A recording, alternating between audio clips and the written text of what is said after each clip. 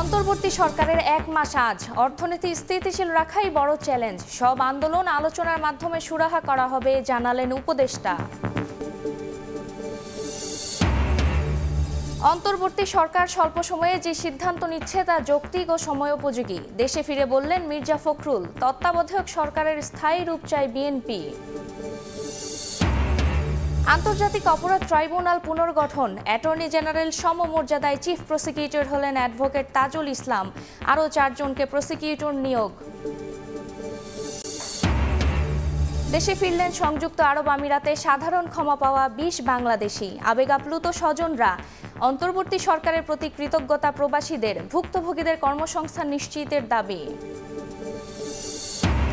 এবং দেশের মানুষের মাথাপিছু আয় বেড়েছে 32,784 টাকা।